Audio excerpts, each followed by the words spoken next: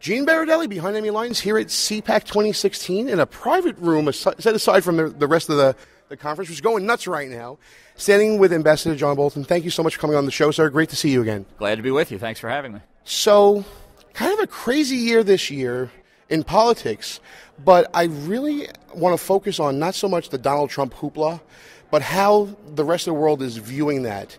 Is the Donald Trump campaign and everything going on right now showing a sign of weakness or strength to the world?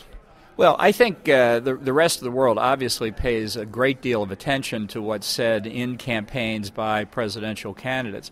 But I think they also are, in most cases, sophisticated enough to know that there's a lot of politics in here as well.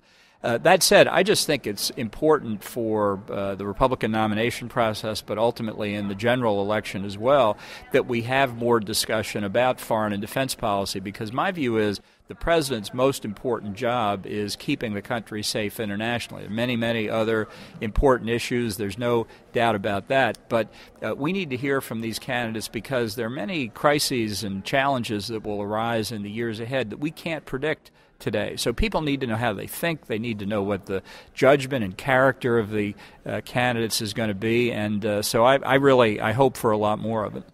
Is there any real difference amongst the candidates that are currently still running on in general foreign policy as far as an overarching perspective on how to handle and their approach to it?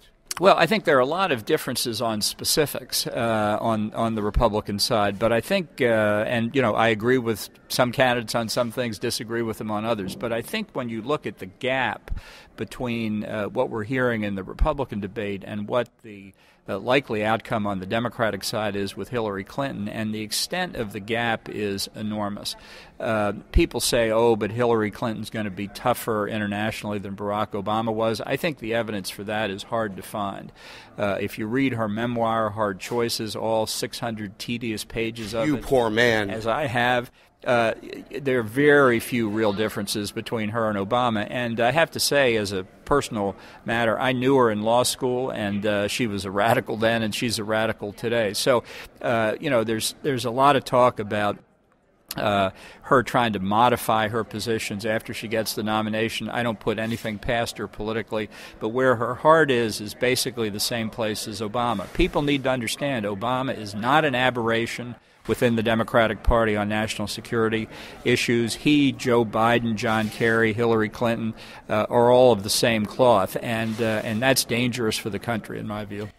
Well, what we've seen under President Obama is slashes in military spending almost to the bone, that we can't really handle multiple regional conflicts at all the way we used to.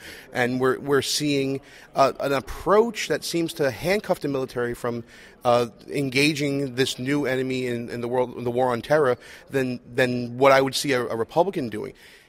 How detrimental would it be to have a Hillary Clinton or a Bernie Sanders presidency for another 4 years continuing those policies? What will be like the real direct ramifications of that you would see? Well, I think it'll be very serious around the globe, certainly in the Middle East, where we've got spreading chaos, in Eastern and Central Europe, where Russia's belligerent behavior has been so noticeable, in East Asia, where China's trying to take what are now international waters in the South China Sea and make it into a Chinese lake. All of this is of a piece with what I'm talking about during my speech at CPAC, which is how Barack Obama has systematically dismantled the positions of strength that the United States has tried to create for nearly 70 years to provide some measure of order and stability in the world. And we're not doing this for everybody else. We're doing this for ourselves. And if we back away from it, nobody else who is going to do it for us who has our interests at heart.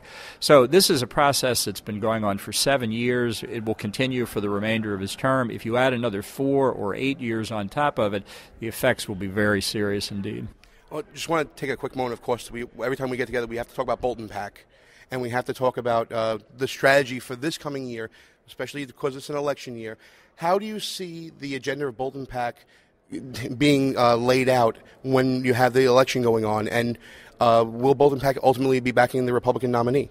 Well, I certainly plan to support the Republican nominee, and I've said that back from the day when people were thinking perhaps Rand Paul would win, somebody with whom I have a lot of disagreements, but I said even if he got the nomination, I would back the Republican nominee for the reasons we were just talking about. The gap between all of them on the one hand and Hillary Clinton or Bernie Sanders on the other is enormous.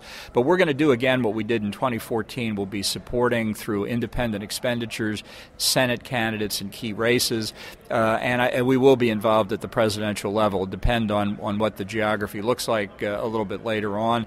But I'm hoping that we'll be able to have resources that permit us to do even more than we did in 2014. We've already raised as much money right now as we did in the entire 2014 cycle, so we're moving ahead. Which leads me to the next thing I want to tell you is, I want you to tell my audience anyway, is how they can give money to the Bolton PAC and how they can find you online and all that stuff. We want them.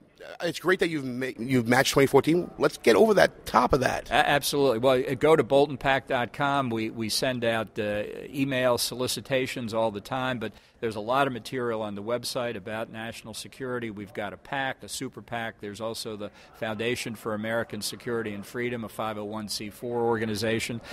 So just get online and take a look at us, and we'd love to hear from you. We'd love your support. Feels like we're on the brink, not only in this election, but in our standing around the world. I want to thank you for coming on the show and talking to us about it, and look forward to talking to you again real soon. Absolutely. Glad to do it.